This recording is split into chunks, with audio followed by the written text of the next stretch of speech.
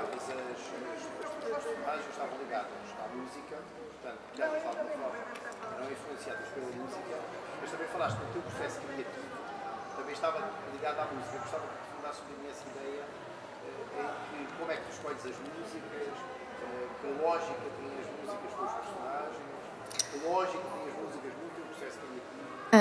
Então, a escolha das músicas ou do género musical não é propriamente uma coisa premeditada. Muitas vezes as músicas surgem como banda sonora para o processo criativo, simplesmente por acaso, e por esse acaso o ambiente da história surge em volta desse género musical. No caso do Pijama da Gata foi um pouco o que aconteceu. Eu sentia a Crystal e o Jonah, mas tal como referi, aquele conto era uma situação muito pequenina, que não tinha qualquer tipo de contexto, como acabou por ficar a ter, com um ambiente jazz age, isso não existia no início. Eram duas personagens numa sala. E talvez também por influência da altura em que eu escrevi o livro, em que estava provavelmente a ouvir muito mais jazz, isso acabou por influenciar o universo da história e fez com que a história se passasse num universo desse género. No caso, por exemplo, do livro que eu estou a escrever agora, a música tem um papel importante na ligação entre as personagens dentro da história. Por exemplo, os Led Zeppelin são uma banda que liga as personagens quase de uma forma cósmica entre o passar dos anos, sobretudo porque a história começa em 1969 e vai acabar num futuro inexistente.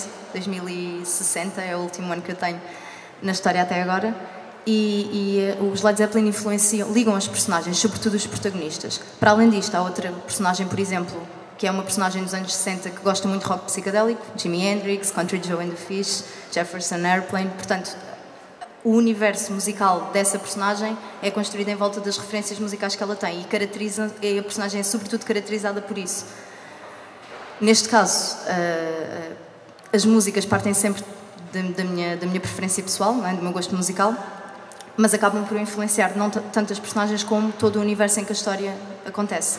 Durante um momento criativo, por exemplo, no Inércia, embora isso não venha referido, penso que vem duas músicas referidas, uma delas que é muito recorrente nas alucinações que o James tem, mas fora isso, eu lembro-me, por exemplo, enquanto escrevi o livro, ouvia muito bandas sonoras de filmes, sobretudo do David Cronenberg e do David Lynch. Ouvia muito essas bandas sonoras para a construção do ambiente, embora isso depois não venha referenciado no próprio livro, nem seja muito relacionado com os personagens. Mas a música influencia-me destas duas formas, ou na construção psicológica e também de estilo das personagens, ou então nas próprias sensações que eu sinto, na forma como eu sinto a história enquanto a escrevo.